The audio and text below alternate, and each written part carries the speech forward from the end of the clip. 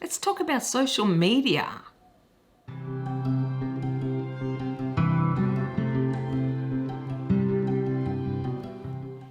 G'day and welcome back to my channel. If you haven't been here before, my name is Kathy and this is where I talk about my plants and anything else that I'm passionate about. Today I wanted to talk about social media, etiquette, bullying and things like that. A few weeks ago I was listening to this wonderful podcast by Potter Together. If you guys don't know who that is, I will link them in my description box below. It's a podcast run by 3 other plant YouTubers, wonderful people. I love them anyway, Adam, Nicole and Becca. And I'll also link their channels for you in my description box below. They did a podcast on social media etiquette and it got me thinking, and I thought I might add my 2 cents worth, so to speak. Before I get started, I thought I'd give you a little bit of context. I'm 56 and I have now been online since 1996, 24 years, quite a long time actually. Back then, it was an entirely new thing, this internet. And I remember a lot of my friends and family cautioning me to be careful that, who knew who'd be on the other side of the screen and I could get stalked and things like that. In fact, I think I was probably the first person of all my friends and family who went online. Back then, not many people had computers, and you certainly couldn't access the internet on your phone or tablet. It was the old dial-up. Those of us with a bit of mileage would probably remember that dial-up sound. And I got involved in one of these chat communities where I got to talk to different people from all walks of life, in different countries, from different cultures. It was intoxicating, fascinating to be able to connect with people anywhere in the world. I really loved it, I have to say.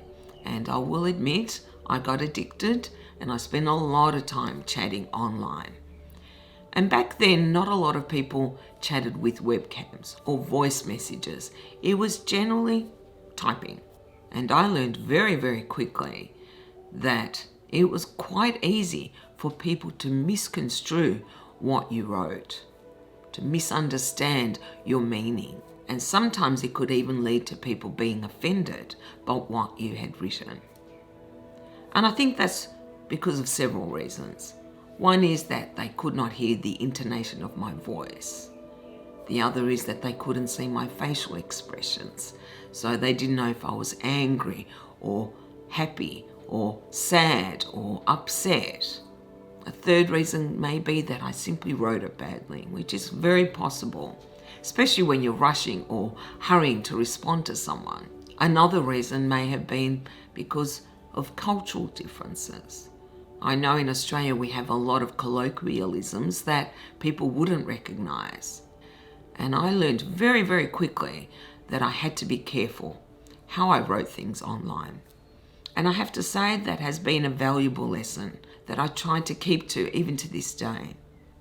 I think what a lot of people do forget is that when we chat online, we are talking to another human being who may be going through something in their lives, who may be feeling bad, good, whatever it is on a particular day. I think a lot of people forget that. I think they're just talking to, the ether. But since the 90s, I have been involved in a few other online communities. I've been involved in the poker community, the knitting community, and now the plant community. Today, in 2020, I don't spend a lot of time online. I have got Facebook. I think I joined it when it first started because it was advertised at that point as a way to find people you had lost track of, which I thought was fantastic. And I did. I actually connected with a few of my friends who had moved away. I also connected with family members who lived overseas. And I only have something like 50 friends and family on my Facebook, and that's how I like it. If I don't know you, I don't add you. My nephew, on the other hand, has 700 friends And I once said to him, you cannot know that many people. And he acknowledged that he didn't. I said, well, do you really want all these people to know the intimate details of your life? And he really didn't have an answer for me.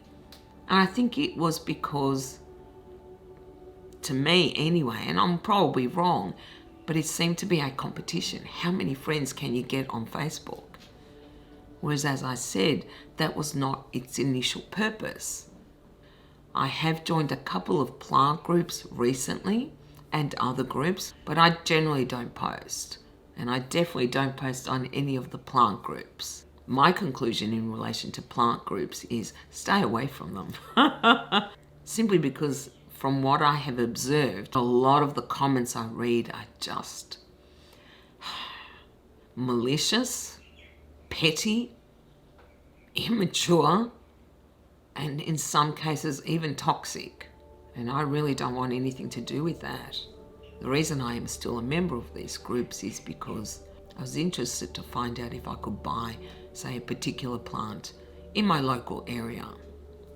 I don't have Twitter, and I would not touch it with a barge pole, because everything I've seen and read, it is the most toxic of all the social media groups. I have recently started an Instagram account. I did that just before I started my YouTube channel. And that was more so that I could connect with other plant lovers. And what have I learned in 24 years is that things don't change. People don't change. There are a hell of a lot more people online now than there were back then, but ultimately, not that much has changed. Many of the issues that people face today are issues that we had to deal with even back in the 90s. Things like boundaries or bullying, trolling, whatever you want to call it. I think social media can be very addictive, and in that sense, it hasn't changed.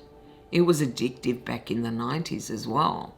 I think the only difference is that perhaps it's even more addictive today than it was back then, because there are so many more people online and there are so many new online communities or groups that you can join. One of the things that the Potted Together podcast raised was how much time they spend online, which I completely understand. Having gone through that back in the 90s, I was addicted, I won't deny it. I spent far too much time online, to the point that I neglected my friends and family. And I think the same is happening today. It's very easy to get caught up with all the people you know online and forget the ones that you know in real life. It's addictive, there's no doubt. And it's meant to be. They want us to spend more time online, mostly because they want us to sell us things. Well, that's my view anyway. And they made some very good suggestions about limiting how much time you spend online, which I think is an excellent idea. There's nothing wrong with having the internet complement your real life, but it should not overshadow it. Otherwise, we forget to live, don't we? I think one thing that has really changed is that there is a lot more advertising. It seems you can't go on any site without being, inundated with advertisements. And I have to say that is definitely not a good change. I hate them personally. I really don't like being followed everywhere I go with advertisements, but that's my personal gripe anyway. Another issue that they raised on the podcast was how plant YouTubers or any plant collector would get messages asking for plant cuttings. Sometimes they'd even get people demanding plant cuttings. Hey, you've got this plant, give me some. And it reminded me of what happened to me back in the mid-2000s, around 2005 and 2006. I joined a online poker community. I only play for play money because I don't like playing for real money. I like the game, so I played a lot of it. If you're not aware of it, I can get very easily addicted to things that I really love, and I was addicted to poker, so I played a lot.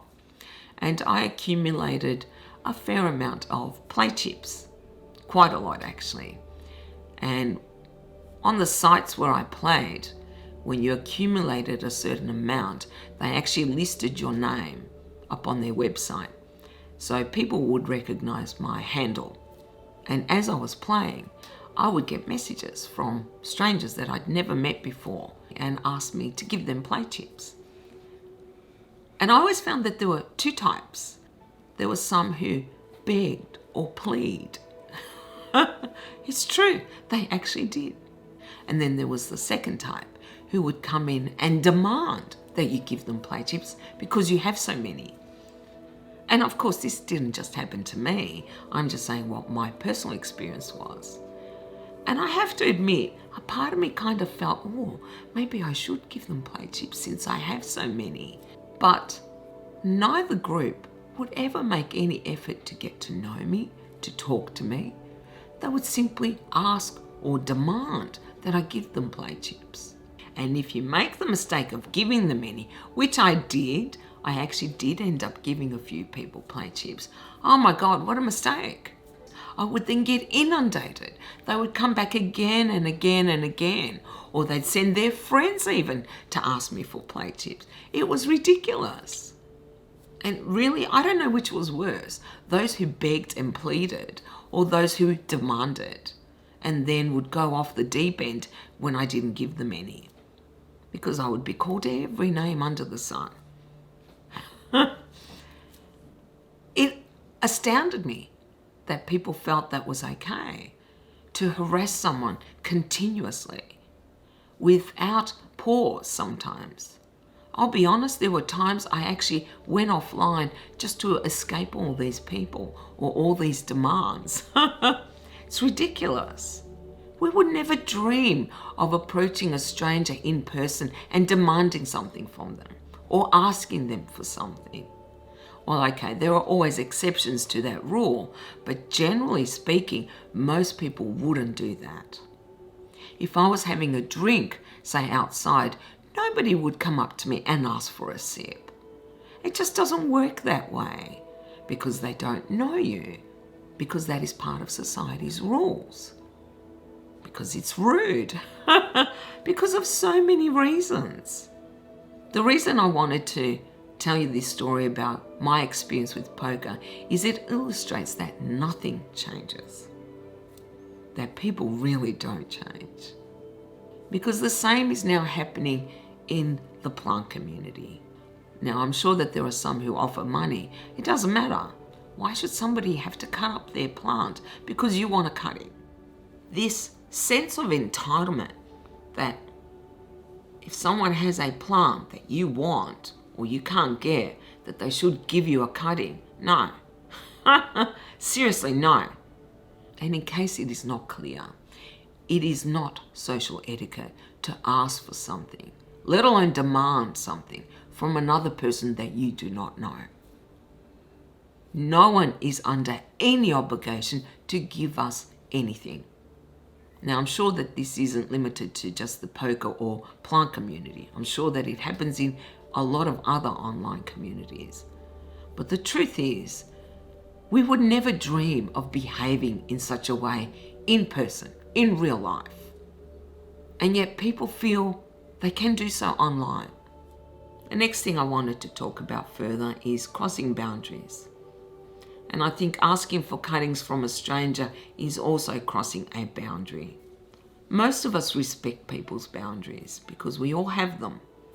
In person, some people don't like to be touched. Some people like some physical distance. The same applies online. And just as we would respect people's boundaries in person, we should also respect them online. And yet I see a lot more people online broaching other people's boundaries, crossing the line to the point where it is harassment or stalking. I've seen people post things like, I need space. How much clearer is it? I mean, there are so many different ways that we can cross boundaries, but I think what is even worse is when somebody has spelt it out, please don't do this, and people continue to do it. Now, I have seen a lot of comments online where people say that, Well, if you have an online presence, then you leave yourself open to criticism. Well, let me say this. There is a profound difference between criticism and harassment and bullying. It is not difficult to differentiate between the two. Now, criticism should be measured, should be constrained, objective, thoughtful, constructive, just to name a few things. What it isn't is a free-for-all, where you can attack anything about another person, whether it is the way they look, whether it is the way they speak, whether it is their family, their friends, or anything else. Let's be crystal clear on this, in case I haven't made it clear already. Personal attacks are not criticism. Say, oh, you're ugly. I'm sorry. Where the hell is that criticism? It isn't. That is an insult. Their sole purpose is to inflict pain on another person. And in my book, when an attack becomes personal, they've already lost the argument. And I'm sorry, but no. Simply because a person has an online presence does not mean that they are open to all insults that you want to throw at them. And then to try to excuse your behavior by saying, well, you can't take criticism. Bullshit. I call bullshit. Having an online presence does not give you permission to insult anything about them. I'm not even sure if I agree that just because you have an online presence that you should be open to criticism. Because people tend to forget that that person that you're insulting, that you're name calling, whatever it is another person, another human being with feelings. And it costs us nothing to be courteous, to be respectful. And yet it seems that people find it too hard. I think it is simply people indulging their baser instincts because they can, because they're online and they're anonymous. Now, there is a difference between, say, getting angry with someone and quickly writing a comment or saying something to them that hurts their feelings. We all do it. And in my experience, when it is an impulsive act like that, people generally apologize. You will never see a troll apologizing. Not ever. You will never see a bully apologize. So now I think it's time we talk about bullies. I feel very strongly about this. I feel very, very strongly on this subject. Not because I have been a target of a lot of bullying, but I have definitely seen it. And that is not to say that I've never been bullied. I think absolutely every single person has, at one stage or another, had someone try to bully them. And let me say this. There've always been bullies. Even back in the 90s, when there were so fewer people online, there were still bullies, even then. There always will be, I think. Unfortunately, it is part of human nature. I think we all have the capacity to behave badly or to behave well. We have freedom of choice as to how we behave. There may be some exceptions to that, but generally speaking, we do get to choose whether we behave badly or not, whether we're courteous or not, whether we're disrespectful or not, whether we're cruel or not. But I have heard a lot of people online saying, we should feel sorry for bullies. Hell no. Honestly, no. No. I do not feel sorry for a bully. Now, that is not to diminish anything that a person is going through or has gone through in their lives. But the truth is, we all go through difficult stages in our lives. Not all of us become bullies. It is a choice. And regardless of what we have gone through or what is happening in our lives does not justify bullying. It may explain it, but it does not excuse it. There is no justifiable reason for bullying. None. I do not give anyone a pass on bullying. I'm sorry, but I don't. Unfortunately, the internet lends itself to more bullying simply because people can hide behind their computer screens. Because most bullies are cowards. They would not dream of saying boo to you in person. And yet they feel this freedom to say whatever the hell they like online because they can. Because there are no consequences. And I'm not talking about, say, getting angry with someone and lashing out, because we all do that. That's human nature. I'm talking about people who deliberately go online and hunt for someone that they can attack, even if they don't know them, because God knows misery loves company. And I don't give those people a pass. We should never give people like that a pass. It should be unacceptable. There is an excellent video by Pam from Pam's Pretty Plants where she talks about bullying and how to deal with it. And I will link her channel somewhere up here or on the other side, whichever one. And I'll also put it in my description box below. Because if you are being targeted, you should definitely watch it. I think you will find it very helpful. Now, there are different ways, in my opinion, as to how you deal with bullies. You can ignore them. My dad once said that to me when I was very young. He said that if people are being unkind to you, don't react. Don't give them that satisfaction and they will stop. At the time I thought, oh, no way, he's wrong. I just want to fight everyone. Because in case you don't know it, I am definitely not the kind of person to take things lying down. But I have to admit that he's right. That sometimes it is best to ignore someone who is bullying or trolling. Because we're not giving them what they want, which is a reaction. They may escalate, that is true. But if you continue to ignore them, eventually they'll go away. Of course, it is much easier said than done. Sometimes something somebody says to us can really get our blood boiling. And as someone whose first instinct is to fight back, I admit it is really hard. But I will say this, choose your battles. Sometimes it's really not worth it. I consider some things that people say online to be a speck, nothing worth even thinking about. The second thing is to consider why we are allowing what strangers think about us to hurt us. There are a lot of reasons, I think. Part of it may be that you're having a bad day.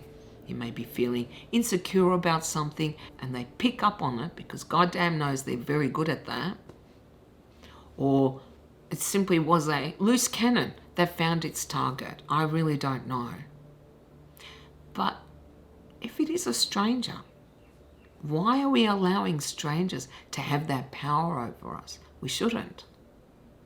We should be able to wipe it off. Say, they don't know me. They don't know anything about me. Just what I have shown them, or the little I have shown them online.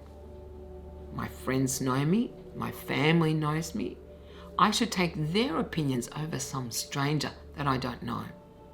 Our self-esteem, our confidence comes from here. It should not come from other people. And perhaps we need to build on that, to be comfortable within our own skin so that when a stranger attacks us, we can push it aside and ignore it. There will be times where you will feel it is imperative that you fight back. Stand up for yourself. Yes, I admit that. There will be times you simply have to. And that is also good, to confront your bully, because they are cowards and generally speaking, they will back off. I don't think you can reason with them, but you can try. Again, easier said than done. I admit it. I'm not saying that any of this is easy. These are just some strategies that we can use to fight off trolls or bullies. One of my biggest complaints about the internet, particularly social media, is that people hide behind their screen names or avatars, whatever you want to call it. I have hated that from day one. I find that people don't behave online the way they do in person. The truth is, the internet allows us to be anonymous, if we want to be. Well, clearly not me, because you can see my face. But the majority of people are anonymous online. We do not know who is behind the other computer screen. And a lot of people like it that way. And there's nothing wrong with retaining your privacy, as long as you don't abuse it. But that's the problem, isn't it? Therein lies the rub. People do abuse the fact that they are anonymous online to behave in ways that they never would dream of behaving in person. Why? Because they can do so with impunity. There are no consequences. What's the worst that we can do? I actually remember back in the 90s, people saying, well, what can you do to me? You can't do anything. And that's the truth. We can't. Well, we may be able to ban an account, but that is such an ineffectual solution, because people then just go, create a new account, come back, start trolling again. We ban them again, they go out, and it just goes around and around and around, and nothing changes. I really don't know what the solution is. I think that certain people's anonymity should be stripped from them. If they are trolls, if they are bullies, I'm sure that there are other instances as well. I don't know how possible that is, but something needs to be done, because the trolls are getting worse. The bullies are getting worse because they can. Now, I acknowledge that the internet is a wonderful thing. It has opened so many doors. It's made the world feel a little smaller, more accessible. But with it has come quite a few negative things as well. Bullying is one of the worst, I think. If you ask me, advertising is the second. The way I see it is that we should always aim to be the best person we can be, whether it is online or not. Well, that's really all I have to say today. I really don't know how useful this video will be. Really, it's just my 2 cents worth on some of the issues I've been thinking a fair bit about lately. I am very interested to hear your perspectives on the issues I raised, and you can do so down in the comments, or you can contact me on Instagram. Well, thank you very much for watching. I hope you enjoyed this video, and if you did, you can give it a thumbs up. If you haven't already, please do consider subscribing to my channel. I hope you all have a wonderful day and a wonderful weekend. Until next time, take care, guys. Bye.